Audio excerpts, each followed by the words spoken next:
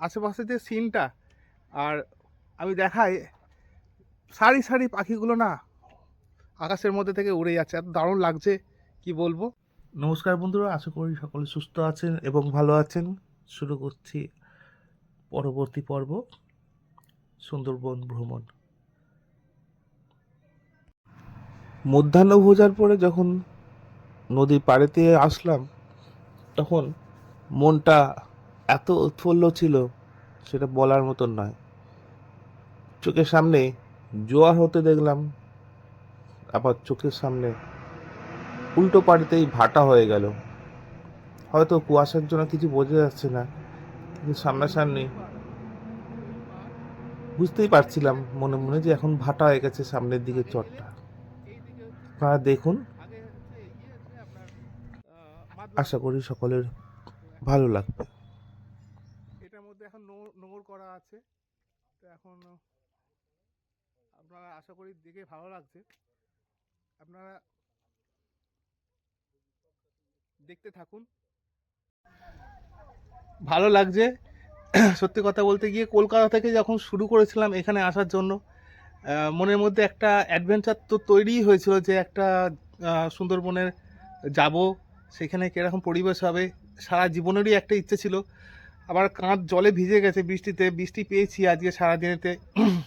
খুব বৃষ্টি না, কিন্তু অটোতে বসে বৃষ্টিতে ভিজেই গেছিলাম। তো এখন খাওয়া দাওয়ার পরে এখানে এসে নদী পাড়ে যখন এসেছি, এত ভালো লাগছে কি বলবো, মানে বলে বোঝাতে পারবো না। এটা তো আমার জীবনের একটা ইচ্ছা ছিল যে আমার সুন্দরবনেতে ম্যানগ্রোভ দেখাই, চতুর্দিকে ম্যানগ্রোভ, আমার পেছন দিকে তো ম্যানগ্রোভ ঝোপঝাড়, কিন্তু বিভিন্ন রকম গাছ আছে। আমি সেই গাছগুলোকে অবশ্যই, গাছের যখন ভিডিও করি, ব্লগ বানাই, আমার মাথাতেই থাকে যদি ম্যানগ্রোভের কাছাকাছি যাই আমি সমস্ত গাছগুলোকে ভিডিওতে আমি চিনিয়ে দেবো। তো যেহেতু আমি গাছ নিয়ে অনেক কাজ করেছি, গাছ নিয়ে আমার একটা প্যাশান, গাছ নিয়ে কাজ করাটা, আমি যখন ম্যানগ্রোভে এসেছি আমার জীবনের একটা উদ্দেশ্যই ছিল যে এই ম্যানগ্রোভ নিয়ে কিছু কাজ করা। তার পাশে আমি একটা 1 বছর থেকে 1.5 বছর আগে আমি একটা প্রজেক্ট স্টার্ট করেছিলাম। সেই প্রজেক্টটা ছিল মাছ কিপার, মানে এই যে দেখছেন, এই যে কাদা দেখছেন, এই যে কাদা দেখা যাচ্ছে, এই কাদার উপরেতে এক রকমের মাছ আছে যারা জলেতেও থাকে, ডাঙাতেও থাকে, কিন্তু বর্তমান কিন্তু এখন দেখা যাচ্ছে না। ঠিক আছে, ওই মাছগুলোর নাম হচ্ছে, ইংরেজিতে বলে মাছ কিপার। ওগুলো প্রকৃতির ভারসাম্য রক্ষা করে। ঠিক আছে, প্রকৃতির ভারসাম্য মাছ কিপার একটি মাছ, আপনার এইটা কাদা জলের পাড়েতে থাকে, নোনা জলেতেও দেখা যায়, বৃষ্টির জলেতেও দেখা যায়। মাছ কিপার অবস্থিত একটা খড়দা নদী ঘাটেতে বিভিন্ন জায়গায় বিভিন্ন রকম তার ক্যারেক্টার, বিভিন্ন রকম তার কালার, বিভিন্ন রকম তার জীবনযাত্রা প্রণালী। এই মুহূর্তে হয়তো মাছ কিপার দেখা যাচ্ছে না, কারণ আবহাওয়া তাদের বিচরণের জন্য খুব একটা পরিচিত ছিল না বা উপযুক্ত ছিল না, সেই জন্য তাদের পাড়ের মধ্যে দেখা যাচ্ছিল না। মাছ কিপার কিন্তু আগামীতে দেখাবো। আমি পেয়েছি নোনা জলের মাছ কিপারকে দেখতে পেয়েছি, যদিও বা শীতকালেতে বেশি থাকে না, শীতকালেতে রোদ উঠলেই তবেই পাড়েতে মাছ কিপার দেখা যায়। কিন্তু এই সময়তে এই কিছুক্ষণের মধ্যে আপনারা দেখতে পাবেন জলের মধ্যে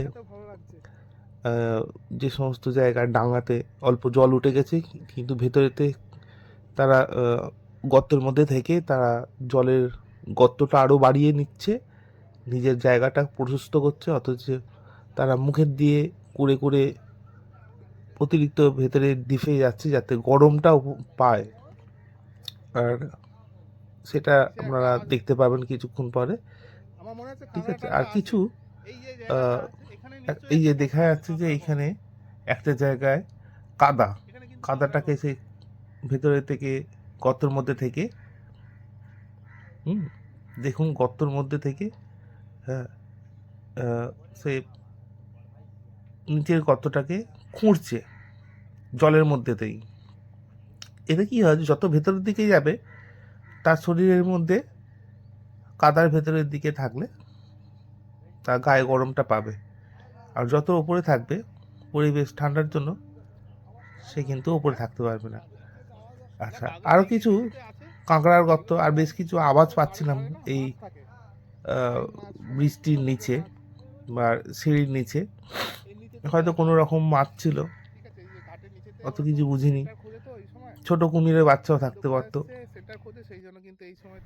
মার্সকিপার নিয়ে যে কথাটি বলছিলাম, মার্সকিপারের বাংলা নাম হচ্ছে চটগুলে। এটা কখনো কখনো জেলে ভাইদের কাছে বড়শির আধার হিসেবে ব্যবহার হয়, বিশেষ করে ভেটকি মাছ বা একটু বড় জাতীয় মাছ জেলে ভাইয়েরা যখন ধরার চেষ্টা করে তখন তারা এক বিশেষ বড়শির পদ্ধতিতে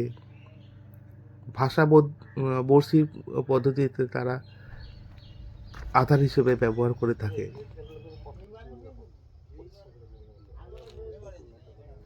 এই বড়শির পদ্ধতিতে যেভাবে মাছ ধরে সেই হিসেবে চটগুলো ছাড়াও যে আধারটি ব্যবহার করে সেটি হচ্ছে ছোট কাঁকড়া।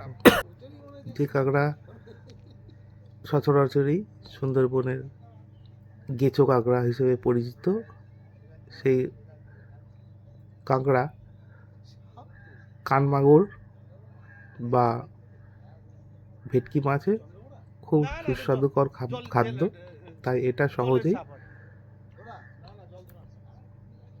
ওরা ব্যবহার করে থাকে।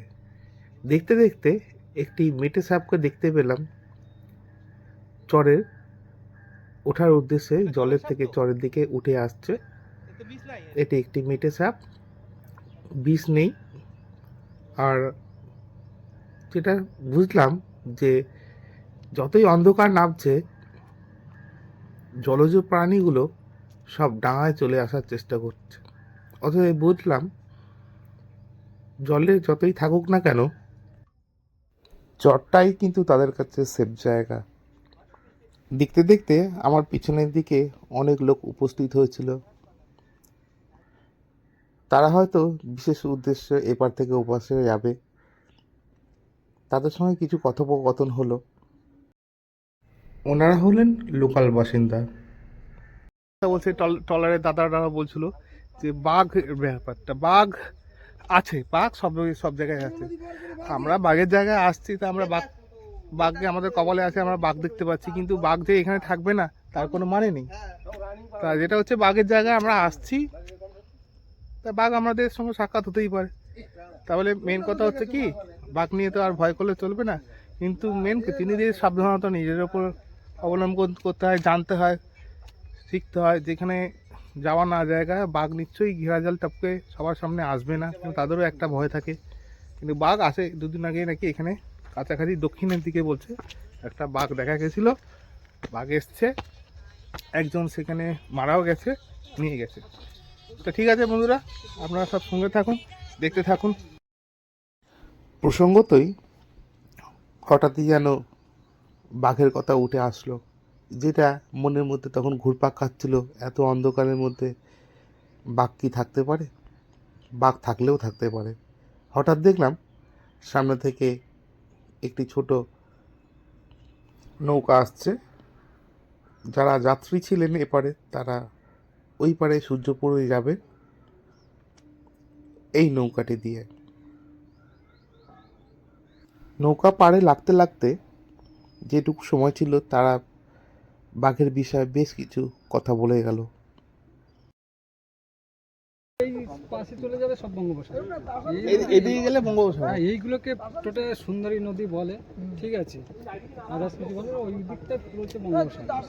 এদিকে হ্যাঁ, মানে মাতলা ফাতলা সব এদিকে, সব এদিকে।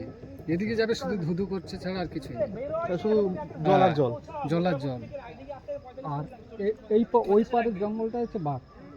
আর কি এই ওই যে সোজা চলে গেছে ওই ট্র্যাকটা, হ্যাঁ, ওই যে গঙ্গার ঘাট বলে, গঙ্গার ঘাট ওর উপরে গেলে বাঘ জঙ্গল, বাঘের জঙ্গল। হ্যাঁ, মানে ওই পারে, হ্যাঁ ওই পাড়টা।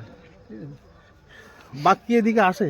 আছে, ওই তো কালকে তো না পরশুদিন দুটো বাঘ তো পেরিয়েছে, দেখা যাচ্ছে হ্যাঁ। এখানে আছে তো, এরপরে আছে তো, এপারে আছে বাঘ। হ্যাঁ। লোকের মানে তো বাঘ বলতে লোকেরা এ তো এরকম নদী পেরিয়ে চলে এসে এলাকায় উঠে গেছে। হ্যাঁ দুটো বাঘ পেরিয়েছে আর লোক তো এগুলো ফুটো করে দিয়ে মাত্র। তাই হ্যাঁ সেটা আমাদের দ্বীপের ওপারের দিকে। ওটা ওই পারে ওই পারে হ্যাঁ, ওটা কুলতলি এলাকায়। না, আমাদের ওই কুলতলি এলাকা। কুন্তলি ওইদিকে হ্যাঁ ওই মইপিট কোস্টাল থানা তো ওই দিকে। বাঘের জায়গায় আমরা আসছি দাদা, বাঘকে দেখতে পাবো না এখন যেহেতু সব জায়গাতেই তো বাঘের জায়গা। আমরা আছি, বেড়ে গেছি, আমরা জনসংখ্যায় বেড়ে গেছি, এখন বাঘ গেছে কমে। আগে তো জঙ্গলে তো বাঘই বেশি থাকতো, জঙ্গলে কি মানুষ থাকতো? যাই হোক, ওরা এখন খাবার দাবার কিছু পায় না, এখন এদিক ওদিক। খাওয়া দাওয়া এখন ঠান্ডা পেরিয়ে চলে আসছে আর কি। হ্যাঁ, ঠান্ডাতেই বেরিয়ে চলে আসছে এখন। হয়তোবা ওই ঝোপের মধ্যেই আছে, আমাদের দেখছে, আমরা দেখতে পাচ্ছি না কেউ ওকে। ঠিক আছে বন্ধুরা, দেখতে থাকা, মানে বাঘ যে এখন এই জায়গা থেকে বেরোবে না বা এখানে নেই সেটা কোনো ব্যাপার না। বাঘ আশেপাশেতেই থাকতে পারে, ঠিক আছে। এটা জেটি ঘাট। তবে সবথেকে বড় কথা কি, যখনই তোমার মানে সবসময় একসঙ্গে থাকা উচিত। বাঘ সবসময় না একসঙ্গে থাকলে অসুবিধা হয় না, বা তোমাকে পেছন দিক থেকে আক্রমণটা করে। অতএব যখনই বাঘের জঙ্গলে বা বাঘের টেরিটরিতে তুমি যখনই ঢুকবে, তখনই কিন্তু তোমাকে একটা জিনিস সবসময় সামনে মাথায় রাখতে হবে, যে চতুর্দিক চোখ কান নাক খোলা রাখতে হবে তোমাকে। ঘাটের থেকে যখন 2-4 পা পিছিয়ে আসলাম ফেরার উদ্দেশ্যে, তখন দেখলাম আশেপাশে আমার কেউ নেই। সত্যি ওই মুহূর্তে আমার গা হাত পা একদম ঠান্ডা হয়ে গেছিলো। মনে হচ্ছিলো যে না, এই বুঝি বাঘ আসছে। তখনই বাঁ পাশ থেকে একজন আসলো, দেখে আমার ধরে প্রাণটা ফিরলো। সত্যি কথা বলতে গিয়ে ভয় তো লাগছিলই, তার পাশাপাশি আর একটু আনন্দও লাগছিল যে অনেক দিনের আশা আকাঙ্ক্ষা পূর্ণ হলো।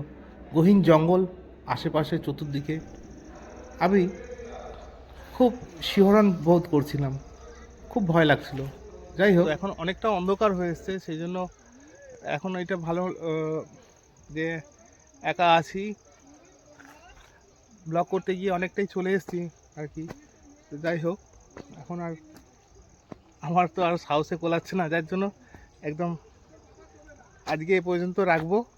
আর যতটুকুনি আজকে সারাদিনে এসেছি, তার জন্য বন্ধুরা অনেক সারা জীবনের কষ্ট, যেটা আমি করে এসেছি, যে একটা সুন্দরবনে গিয়ে আমি একটা বড় ভিডিও করব বা সেখান থেকে গিয়ে ভিডিও করব, তার জার্নিটা আজকের থেকে শুরু করলাম। আশা করি আপনাদের ভালো লাগবে। তা আপনাদের কমেন্ট শেয়ারের মাধ্যমে কিন্তু আমি জানতে পারবো যে আপনাদের কতটা ভালো লেগেছে।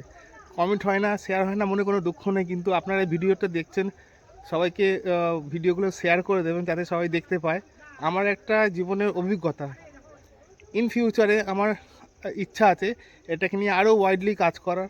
যখন আর কাজের কিছু থাকবে না, আমি ফ্রি হয়ে থাকবো, তখন আমি এটা নিয়েই কাজ করব। তা এটা আমার একটা জীবনের একটা লক্ষ্য। তো আজকে আমি শুরু করলাম এই ব্লগটা দিয়ে, সুন্দরবনে এই ব্লগটা দিয়ে। এর 2-3টে আমি যে কদিন আমি এখানে সুন্দরবনে থাকছি, সেই কদিন ব্লগ বানাবো, ভিডিও তৈরি করব। তা আপনারা সঙ্গে থাকুন, দেখতে থাকুন, আর আপনাদের প্রয়োজনীয় মতামতগুলো অবশ্যই জানাবেন। তাহলে আজকে আসছি, আজকে এই ভিডিওটা এইখানে রাখছি, আপনারা দেখতে থাকুন। আগামী দিন আবার দেখা হবে, টাটা। আগামী পর্বে আমরা দেখব সকাল থেকে আমরা যখন নদীতে উঠলাম, নদীর ভ্রমণটা শুরু থেকে শেষ পর্যন্তই খুবই রোমাঞ্চকর ছিল। সকলে সুস্থ থাকুন, ভালো থাকুন। আজকের ভিডিওটা এখানে রাখছি, দেখা হবে আবার আগামী পর্বে, টাটা।